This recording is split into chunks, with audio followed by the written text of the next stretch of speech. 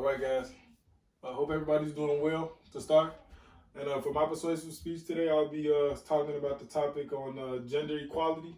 I'll be speaking about equal pay for equal work as well as treatment. I'll break it down. I'll go into like a whole bunch of different scenarios and give you statistics and let you know why I feel like gender equality shouldn't be something that's existing in terms of male and female. We'll talk a little more about it, all right? And so this slide, guys, is a preview. So just to give you a little background and brush you up. So gender equality, a gender equal society is what I mean, would be one where the word gender is non-existent, where no matter man or a woman, they can be treated equal and allowed to be who they are. And so like basically going into empowerment, what I meant by in terms of it is like basically having agency over one's life, equal opportunity to participate in society.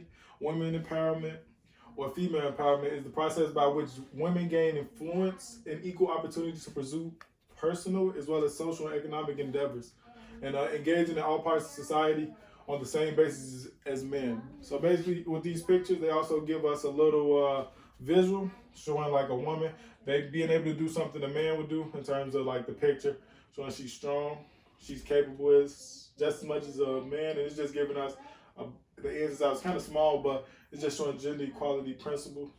So that's pretty neat too. We'll get more into that in a sec. And just to speak a little more on women empowerment, guys, in terms of gender equality, if we do this in terms of life, like for everybody, it helps everybody in terms of making life more tranquil, and it shows that we can coexist, like as one, and learn how to empower one another. So in this one, in terms of my slide right here, the question is why is this the name of this one? So we'll talk about here. So we see clearly a society that are issues with parity as well as equal treatment and human rights. And women are huge, big factors of unfair treatment, which is weird because as it turns out in studies, it shows that women are one of the most powerful investments we can make in building a better future. I found that to be quite intriguing.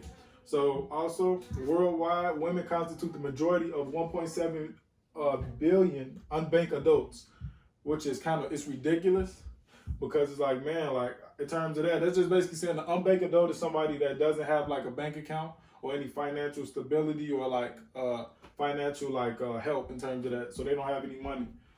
And despite having multiple roles in society as consumers, employees, business owners, mothers, and caretakers, there's a great income inequality between men and women.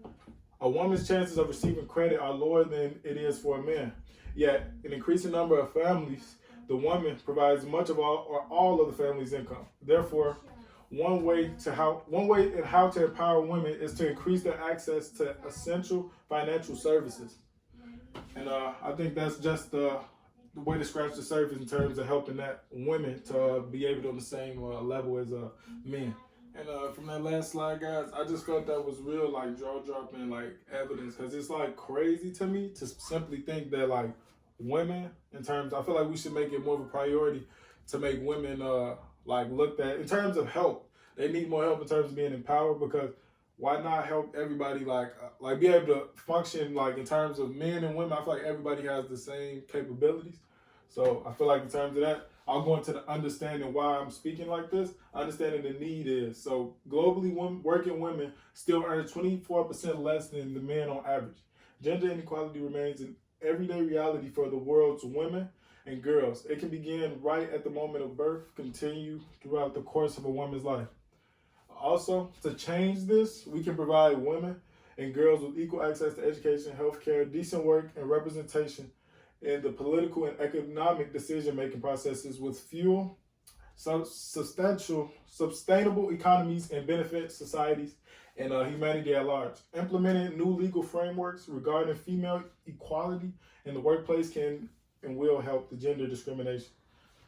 Another fun fact that's alarming is women may experience human right abuses at different points in their working lives, including during retirement, hiring, promotion, and termination processes, as well as in a daily interaction with colleagues and supervisors. An estimated 1 out of every 3 women worldwide has an experience sexually or physically violent at a home or in her community or at the workplace.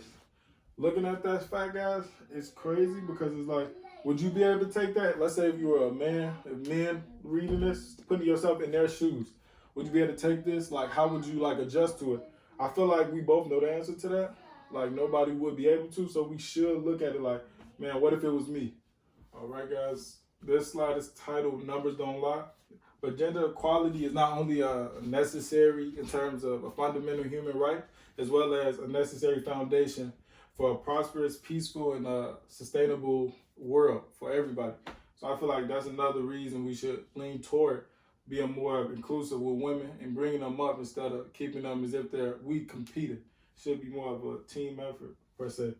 But in this slide, women in developing worlds spend about 3 times longer on household responsibilities than men, amounting up to 10 trillion worth of unpaid labor.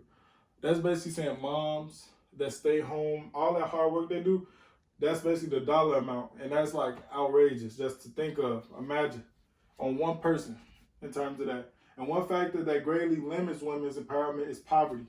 In general, the poorer a person is, the less access to they have jobs, resources, political participation, as much more. Around the world, poverty disproportionately affects young women and girls. Helping women and girls move out of poverty is an incredible and effective way to empower them. And so this is another visual we're getting, guys. Equal pay, equal work, and equal pay. Just showing it on like a bar graph. My apologies. In terms of this one, this is a pie chart just showing male and female work arrangements by sex. This is a little older, 2012, but it's showing in the blue 72% for male, permanent full time, and women was 44. So all of these just showing the difference, and it's almost like a 30% difference in each one: part-time, full-time, and casual in terms of the work arrangement. So it's showing men being highly more favored, and I want to know the reason why. And you guys, I feel like it's time out in terms of for being more like biased and sexist. We should be more inclusive, like I spoke, and it just makes for a better environment. All right, guys. What you should take away today is in terms of the steps we talked on gender inequality. These steps will help everyone looking at it in the grand scheme of things. Helping women being more uplifted and changing the narrative makes life more tranquil, as well as shows us how we can all coexist and empower one another. Right is right. Taking that initiative to help the female population know that they are valued in the same light as their male counterparts. It opens up so many doors for us all as a society, as well as gender inequality is not only the fundamental human right, it's also but necessary foundation for a peaceful, prosperous, as well as a sustainable world. And also, most importantly, gender should be non-existent in our vocabulary because we should see people for what they have to offer and go off of that and speak more heavily on equity instead of thinking one gender is more superior. Overall, guys, so my whole main point, guys, overall, I hope you guys get the understanding that both male or female are both super capable of doing great things with given the same opportunities to succeed. I feel like it's time we start putting everything into motion and start letting our actions speak louder than our words, and just do it for the greater good of society as well as for women. I feel like they deserve it in terms of just being treated equally, don't you?